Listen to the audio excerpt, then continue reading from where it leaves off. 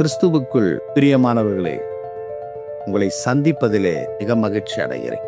இன்று பார்க்க போகிற காரியம் என்னவென்றால் 1 சாமுவேல் 1வது அதிகாரத்திலே அன்னாளை குறித்து பார்க்க போகிறோம்.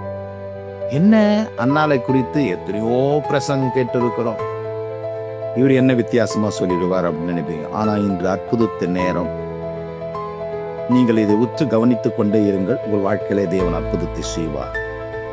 அப்போஸ்தலர் 3வது அதிகாரத்திலே உற்றுப்பார் என்று சொல்லி சப்பானியை பார்த்து யோவானும் பேதுரும் சொல்லும்போது அவன் உற்று பார்க்குவது பொன்னும் வெள்ளியும் இல்லை என்று சொல்லி இயேசுவின் நாமத்திலே அவனை எழுப்பி விட்டார்கள்.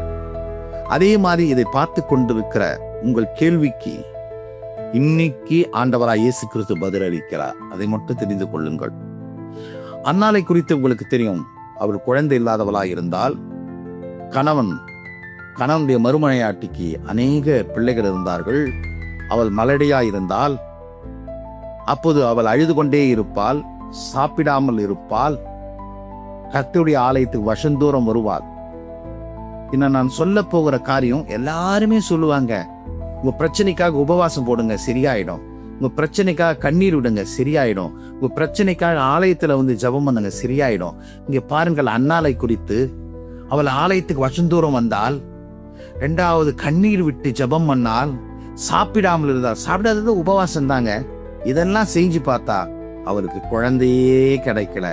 கணவனுடைய மறுமனையாட்டி அவளை மனமடிவாக்கி கொண்டேதான் இருந்தாள். இன்று நீங்கள் மனமடிவாக்கி அநேக உங்களை வேதனைப்படுத்தி இருப்பாங்க. கிறிஸ்து இயேசுவை ஏற்றுக்கொண்டாயே, இயேசு என் வாழ்க்கையில் அற்புதம் செய்யல, உன் வாழ்க்கையில ஏன் தோல்வி, உன் வேலையில ஏன் உயர்வு இல்லை, உன் பிள்ளை ஏன் ஒழுங்கா படிக்கல, பல பிரச்சனையை பல வேதனையை சந்தித்து கொண்டிருக்கிற அன்பு விசுவாசியே, கர்த்தருக்கு பிரியமான அன்பு ஊழியரே, ஊழியர் மனைவிகளே, உங்களுக்காக ஒரு வார்த்தையை சொல்லுகிறேன்.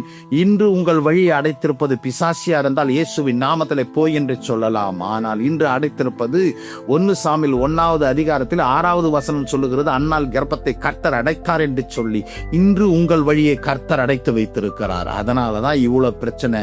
மனுஷன் அடைச்சா இயேசுவின் நாமத்திலே திறந்து விடலாம், பிசாசு அடைச்சால் இயேசுவின் நாமத்திலே திறந்து விடலாம். ஆனால் உங்கள் வழியை அடைத்து வைத்திருப்பது ஆண்டவராக இயேசு கிறிஸ்து. அதை நீங்கள் அறிந்து கொள்ள வேண்டும். இது முதல் பகுதியை பேசுகிறேன். 2வது பகுதியில இதனுடைய விளக்கம் உங்களுக்கு தெளிவாக பேசுவேன். ஆமென்.